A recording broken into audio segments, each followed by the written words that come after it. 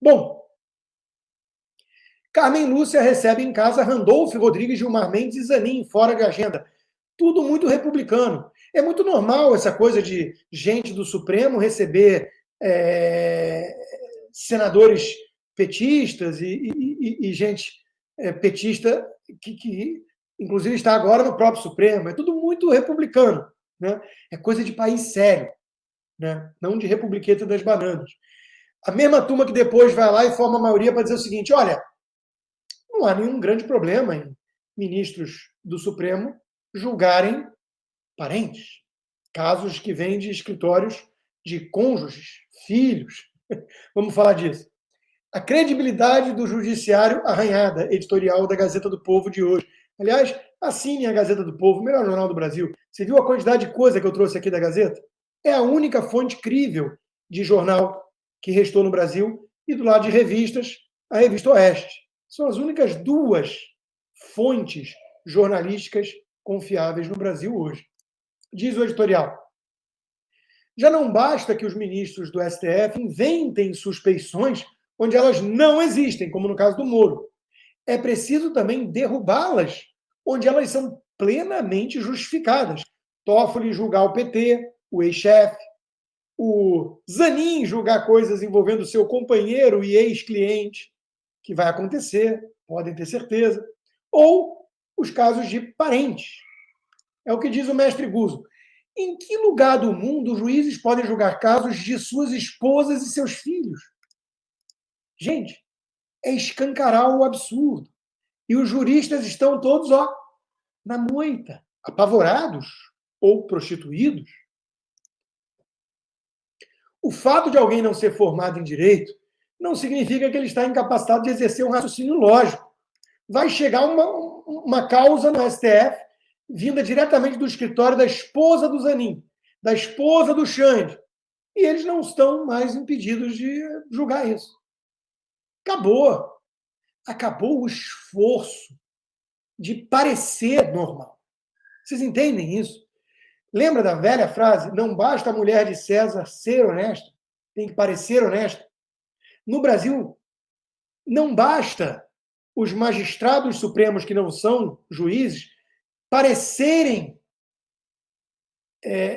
parte de um conchavo. Eles precisam aparecer como totalmente antirrepublicanos, porque eles não estão nem mais aí para a opinião pública, até porque a opinião publicada eles controlam. E se a Jovem Pan ousa discordar, eles vão lá e ensinam como é que se faz. Tem que copiar a Globo. Resta o fato de que os ministros Gilmar Mendes, Alexandre de Moraes, Toffoli, Zanin são casados com advogados. Os ministros Fachin, Luiz Fux e Barroso têm filhos que exercem a advocacia. 7 em 11. E, por sua própria decisão, podem, a partir de agora, julgar causas em que suas mulheres e seus filhos sejam advogados das partes. Só a mulher do Zanin atua como advogada em 14 ações, pelo menos, em andamento no STF.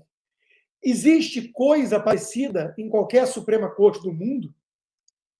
Pergunta nosso mestre Guzzo. Talvez em Angola, talvez na Venezuela. Qualquer país sério, não. E o sistema se protege. Então, Paulo Ebel, na Gazeta, escreve: cidadania seletiva. A lei vai proteger mais as autoridades que os cidadãos. Liberdade existe quando as autoridades têm que seguir estritamente a lei e temem o povo. Isso é democracia. Quando o povo morre de medo das autoridades e as leis existem para proteger as autoridades e ferrar o povo que ousa fazer críticas às autoridades, isso tem nome: tirania. O Brasil já possui privilégios demais para tratar a vida de um cidadão comum como se valesse muito menos do que a vida de uma autoridade. Mas a turma do PT e do Supremo acha pouco. O Brasil precisa mesmo diminuir os privilégios das autoridades, não lhes dar mais proteção acima dos cidadãos. Essa justificativa de proteção também não deve ser usada para reprimir os cidadãos críticos ao governo Lula, ao Congresso ou ao STF. Mas é exatamente o que está sendo proposto. Aliás, proposta brilhante do deputado bolsonarista Paulo Bilinski, é obrigar os seguranças do Lula a andarem desarmados. Lula não diz que quem anda armado é covarde? Brilhante a ideia. E torne-se um apoiador. Toda segunda-feira, conversa de boteco só com os apoiadores. E fechamos a live de hoje com o assunto principal, que eu não vou me alongar, porque já foi tema da minha coluna na Gazeta. Moraes arquivou investigação contra 6 empresários bolsonaristas. Mantém meus amigos Meyer Nigri e Luciano Hang. Por quê? Um não deu a senha do celular, merece ser punido por isso, e o outro tem conversas demais com o presidente. Vamos aguardar para ver o que pode vir daí. Vamos manter a espada na cabeça. Damocles. Só que ele não quis o poder, ele foi atraído para réu de uma investigação absurda e ilegal por nada. Qual era o intuito dessa investigação que cabe naquele inquérito infinitamente elástico e ilegal do Xande? Chilling effect. Um recado. Intimidação. Olha, você está querendo financiar direitista em campanha eleitoral? Olha o que vai acontecer. Chilling effect é o nome da expressão aqui nos Estados Unidos. E deu certo. Todos esses empresários bilionários, poderosos, respeitados, como Isaac Pérez, da Multiplan, todos eles se recolheram. Todos eles entenderam o recado, e não só eles, muitos outros. Porque o recado não é só para eles, né? Se você quer apoiar a direita, a Polícia Federal pode ir na sua casa por conta de um joinha num grupo de WhatsApp. Se isso não é coisa de ditadura, é o quê? E tem jurista e jornalista passando pano para isso, o que é mais grave. Conforme Moraes, sobre o pedido de extensão para Hang Nigri, a dilação de prazo solicitada pela PF, não é pela PF, é pela Gestapozinha que foi criada na PF, é a guarda pretoriana do próprio Alexandre, é justificada uma vez que, em relação ao investigado Meyer Nigri, a necessidade de continuidade das diligências, pois o relatório da Polícia Federal ratificou a existência de vínculo entre ele e o ex-presidente Jair Bolsonaro. Vínculo. Inclusive com a finalidade de disseminação de notícias consideradas falsas pelo Alexandre e atentatórias à democracia, críticas ao próprio Alexandre. Olha a linguagem. E me disse se é uma linguagem de direito, se estamos no campo do direito. Isso é bizarro. É assim, esse empresário aí tem vínculo demais com o cancerígeno Bolsonaro, com o leproso Bolsonaro. Ele é um pária e todo mundo tem que entender que tem que se afastar de Bolsonaro. Porque esse é o intuito, esse é o recado. Nunca mais se aproximem de nenhum direitista popular. Que vai dar ruim. Isso aqui é Brasil, porra! Ditadura comunista, não é república. Para de achar que isso aqui é que nem o Império Estadunidense. Isso aqui está muito mais para a China, Rússia, Venezuela, Cuba, Nicarágua. Acordem. Esse é o recado deles para os empresários. E surtiu efeito. Só que a Miriam Leitão acha que não são inocentes, não, por terem dado joinha num grupo. São golpistas, ela quer punição criminal. A própria Polícia Federal do Alexandre reconhece. Não tinha nada ali, não tem nada. Arquiva. Sem pedido de desculpas, sem indenização do Estado pela humilhação, pela imagem manchada, pela honra destruída, pela humilhação. Os jornalistas não vão fazer nenhuma meia-culpa, trataram eles como marginais, e a Miriam, comunista, petista, não está satisfeita. Depois que a Polícia Federal do Alexandre disse nada aqui, ela insiste. Não, são golpistas criminosos perigosos. Quer dizer, são pessoas que estavam falando claramente sobre um golpe. O que foi 64? Vamos aprender com a história.